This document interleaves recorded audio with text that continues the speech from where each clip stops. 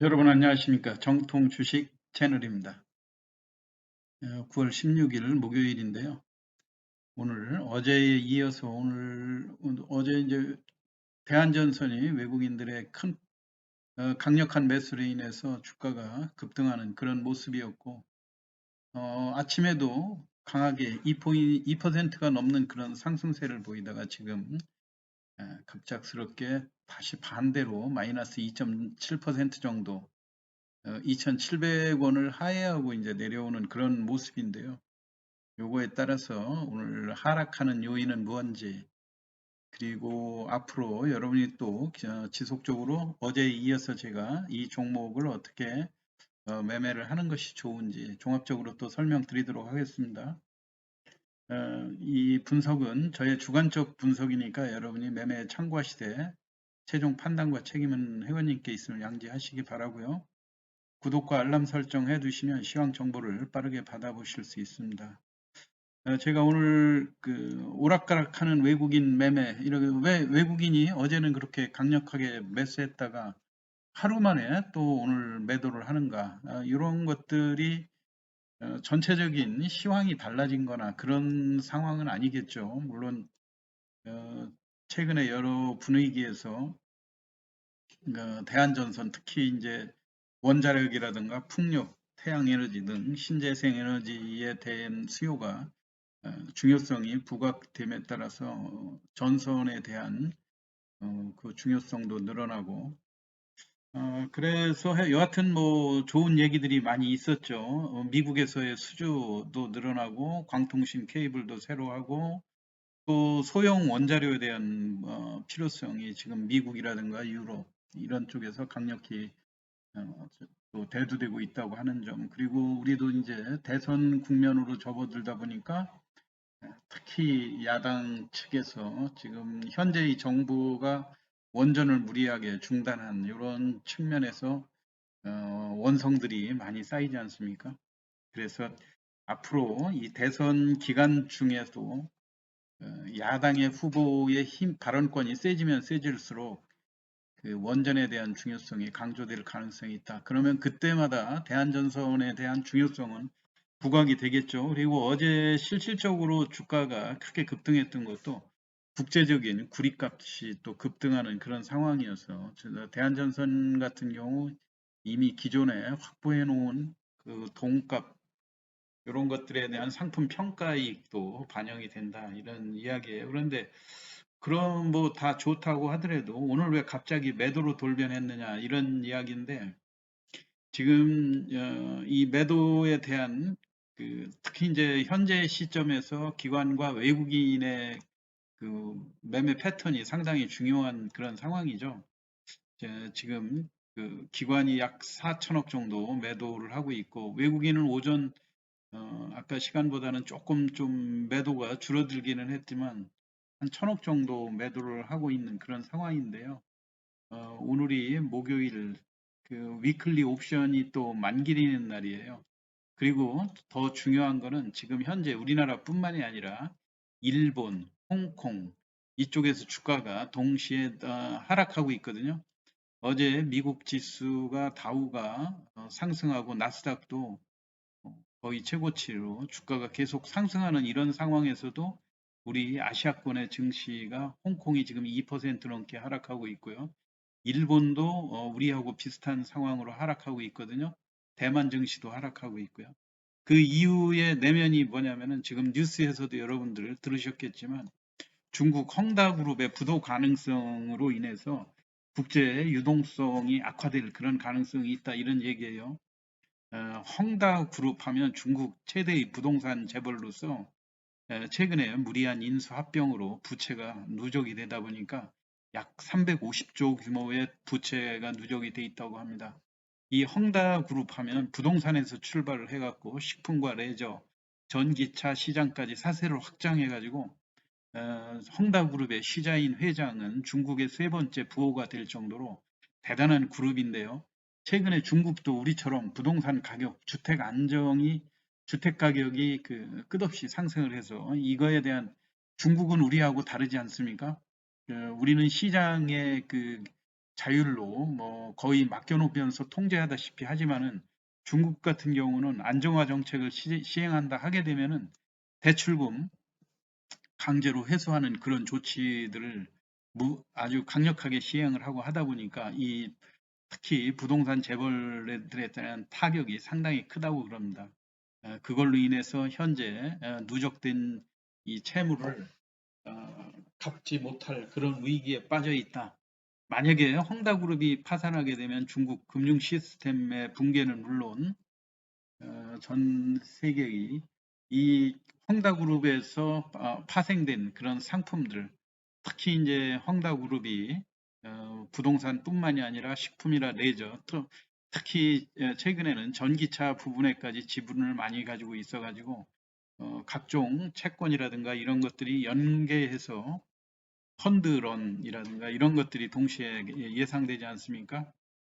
만약에 헝다그룹이 뭐 문제가 될 경우에 중국 내 GDP 30%, 이제 29% 정도를 차지할 정도로 대규모라고 하니까 이제 지금 현재 가시화된 것은 아니지만 물론 중국 당국이 이거를 그대로 뭐 부도 처리를 해서 금융시장을 망가뜨리거나 그렇게까지는 하지 않겠죠. 모종의 무슨 대책이 있고 자산 매각이라든가 이런 것들을 암암리에 진행되고는 있겠지만 지금 시장에서 실질적으로 약간 그 기관들이라든가 우리 국내 시장에서 매도로 전체적으로 어제 미국 시장이 좋고 좋았는데도 불구하고 매도로 돌변하는 이유도 오늘 옵션 만기이기 때문에 사실 오늘하고 내일 지나면 우리 한국 시장은 추석 연휴가 월, 화, 수 주식 시장에서 3일 동안의 그 변화는 대단한 거 아닙니까? 근데 만약에 해외 시장에 중국이라든가 이런 데 분위기가 어떤 식으로 전개될지 모르기 때문에 이 위험에 노출되는 그런 시간을 좀 회피하고자 하는 그런 매물들이 나오고 있다고 생각이 됩니다. 그렇기 때문에 지금 현재 그 대한전선 같은 경우가 어제 제가 그 이 종목을 설명을 드리면서도 실질적으로는 지금 이 종목이 어제 그 2,870원까지 장중에 올라갔다가 2,780원 정도로 마감이 되지 않았습니까? 그래서 대략으로 오늘은 보면 어제 외국인이 아주 이 대한전선에 대해서 상당히 매수 규모를 키워주는 그런 상황이기 때문에 저는 그 힘으로 오늘 또 끌어올릴 그런 가능성이 있다. 한 가지 제가 약간 이 종목을 보유하고 계신 분들한테 초치는 그런 분위기가 될까봐 어제 차마 제가 말씀을 안 드렸는데 외국인들이 그 패턴이 보면은 매수했다가 이튿날 매도하고 이런 패턴으로 많이 전개가 됐었거든요.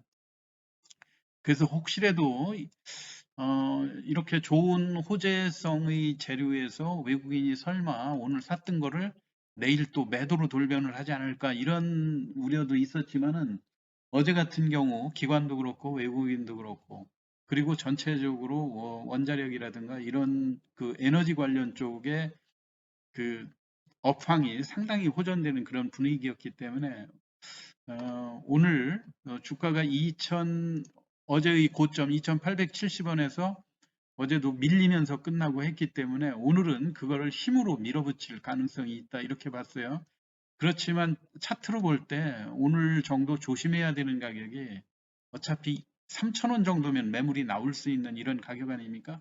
지난번 8월 5일 날 이 광통신 재개할 때 이때 쏟아졌던 매물이 1억 3천만 주였었어요. 그렇기 때문에 내심 이 가격대에서 오늘 어제 2,870원을 충분히 돌파를 할 거다. 그렇다면 오늘 그 매물이 쏟아질 수 있는 가격대가 2,950원에서 3,000원 정도일 수가 있거든요. 그런데도 오늘 전체적인 국제 시장의 분위기에 따라 가지고 주식이 외국인들이 어제 강력하게 매수했던 것을 버티지 못하고 일단 매도로 전환을 한 그런 모습인데 이거는 이 분위기가 과거에 주가가 5,000원대까지 급등했다가 한번 힘으로 밀어붙였던 적이 있죠. 그게 6월 20일에 이렇게 장대 양봉으로 기존의 고점을 강력하게 다시 재도전하는 이런 모습에서 이튿날 장대 양봉으로 또 매물을 쏟아냈었지 않습니까? 이때는 또 불가피하게 은행권의 매물이 또 자유화되는 이런 상황이었기 때문에 여기에서 매수했던 거를 손을 놓아버리면서 이렇게 하락 조정이 길어졌는데요. 이번 같은 경우는 어떠한 수급에 의한 거라기보다는 그 국제적인 그 중국 시장에 예상치 못한 그런 그 상황이 악화될 수도 있다는 이런 우려 때문에 좀 외국인들이 어제 샀던 거를 일단 한보 후퇴하는 그런 모습들이거든요. 그러니까 여러분들도 그 점을 참고를 하셔서 지금 현재 상황에서 뭐 가지고 계신 분도 뭐 여기에서 기존의 이 대한전선이 보여줬던 장대 음봉의 패턴은 아닐 거라고 생각됩니다. 그리고 업황 자체도 과거보다 많이 좋아진 그런 상황이고, 그리고 대한전선의 특징이 음봉의 몸통이 크지 않다고 하는 점, 이렇게 해서 대략으로 뭐 오늘 2,700원 정도 선에서만 마감을 해주면은 또 제일 중요한 거는 그 좀 중국의 헝다그룹 이쪽에 별다른 국제적인 금융 위기로까지 확산되지 않는 그런 상황에서 잘 마무리가 된다고 그러면 연휴 이후에 얼마든지 또 외국인 다시 또 재매수로 들어오면서 또 강력하게 상승으로 전환할 수도 있는 그런 상황이고요.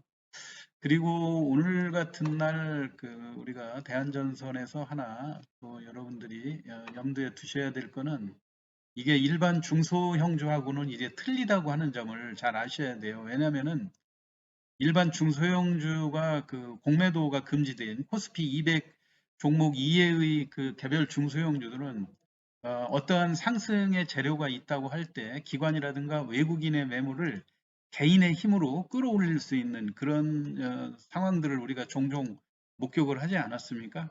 그렇지만 지금 현재에서 이 대한전선에서는 그런 거를 기대할 수 없다고 하는 점이죠. 왜냐하면 코스피 200 종목이고 그 다음에 공매도의 물량도 어제 같은 때도 주가가 오르는 듯하면 공매도 수량들이 어제도 97만 주가 늘어났거든요.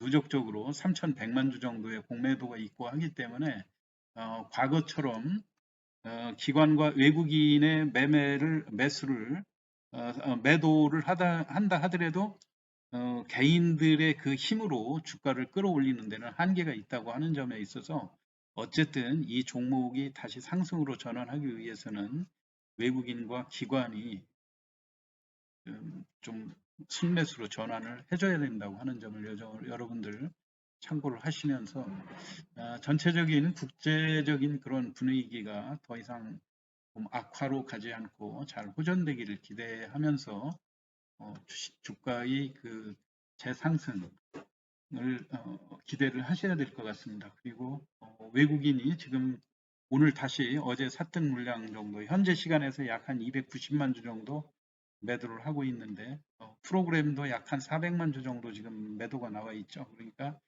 이런 것들을 보시면서 꼭 지금 대한전선 하나에만 국한된 상황은 아니지 않습니까? 전체적으로 다른 종목들도 다 동반해서 그런 그 부담에 처해 있다고 하는 점을 명심하셔서 대응을 하시길 바랍니다. 오늘 뜻하지 않게 대한전선이 다시 하락세로 기운 거에 대해서 설명을 드렸습니다.